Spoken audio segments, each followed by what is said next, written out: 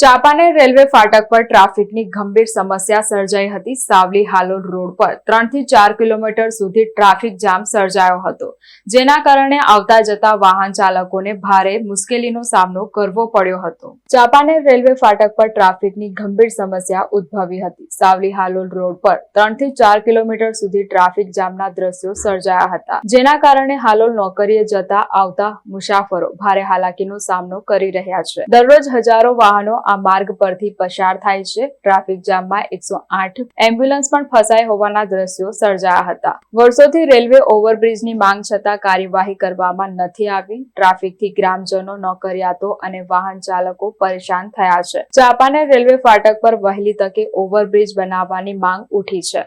સાવલીથી Halol main રસ્તા પર ચાંપાનેર ગામ આવેલું છે, ત્યાં LC 22 નંબરની ફાટક આવેલી છે।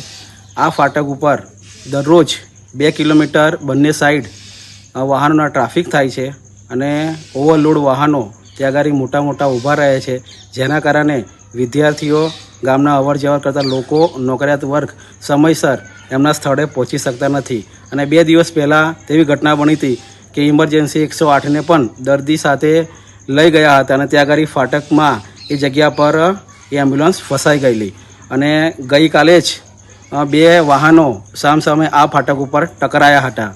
તો અમે આ બાબતે અવારનવાર તાલુકા સ્વાગતમાં, જિલ્લા સ્વાગતમાં આ જગ્યા પર ઓવરબ્રિજની માગણી કરી છે, તેમ છતાં પણ કોઈ કારણોસર હજુ મંજૂર થયેલ નથી। તો અમે સરકારશ્રીને નમ્ર અપીલ કરીએ છીએ કે અમારા પંથકના આજુબાજુ લોકોને તેમજ નજીકના લોકોને અવર જવર કરવા માટે આ ફાટક પર ઓવરબ્રિજ બનાવવામાં આવે તેવી અમારી સૌ વતી માગણી છે। અને હું તલાવીયા મહેશભાઈ બાબુભાઈ, સરપંચ શ્રી મહેશભાઈ, સાવલી તાલુકો।